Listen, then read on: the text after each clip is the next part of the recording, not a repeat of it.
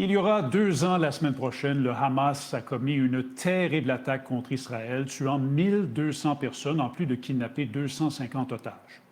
On connaît la suite, évidemment. Israël a lancé une importante opération militaire dans la bande de Gaza, dont le but est d'anéantir le mouvement terroriste Hamas. L'opération a fait plus de 66 000 morts jusqu'à présent. Aujourd'hui, à la Maison-Blanche, le premier ministre israélien et le président des États-Unis ont annoncé qu'ils se sont mis d'accord sur un plan de paix pour Gaza. So this is a big day, a beautiful day, potentially one of the great days ever in civilization. Things that have been going on for hundreds of years and thousands of years, at least we're at a minimum very, very close, and I think we're beyond very close.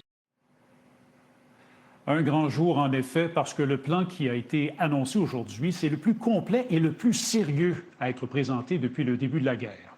On nous avait parlé d'un plan en 21 points. Finalement, il en compte 20. Vous voyez quelques-uns de ces points présentement. Parmi eux, un cessez-le-feu, la libération des otages par le Hamas en 72 heures, contre la libération de prisonniers palestiniens. Le plan prévoit aussi un retrait progressif de l'armée israélienne de la bande de Gaza. Les membres du Hamas qui acceptent de rendre les armes et de vivre en paix avec Israël vont recevoir une amnistie.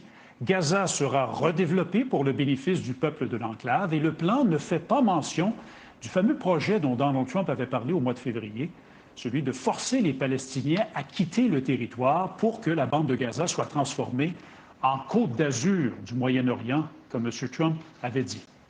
Le plan, précise en fait que personne ne sera forcé de quitter la bande de Gaza.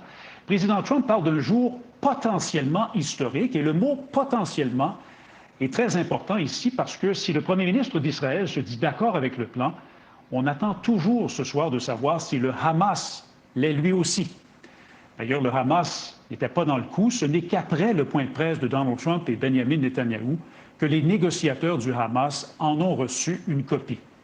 Ce plan de paix a d'ailleurs des allures d'ultimatum au Hamas. Écoutez bien.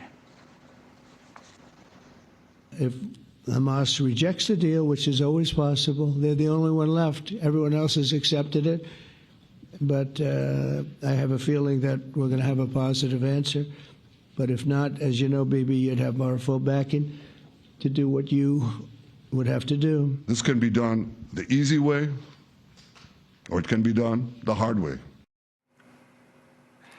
Ça ressemble beaucoup à une offre à prendre ou à laisser sans possibilité de négociation. Et le plan comporte des éléments qui risquent aussi d'être très difficiles à accepter pour le Hamas. Par exemple, le plan dit que Gaza sera géré par une gouvernance temporaire sous supervision internationale, un conseil de la paix dirigé par nul autre que Donald Trump lui-même. En plus, parmi les autres membres de ce conseil, on retrouve Tony Blair, l'ancien premier ministre britannique. Et M. Blair est considéré comme un criminel de guerre par plusieurs dans le monde arabe parce que son pays a participé à l'invasion américaine de l'Irak en 2003, lorsque Tony Blair était chef du gouvernement britannique. Alors, comprenez que le Hamas ne veut rien savoir de Tony Blair.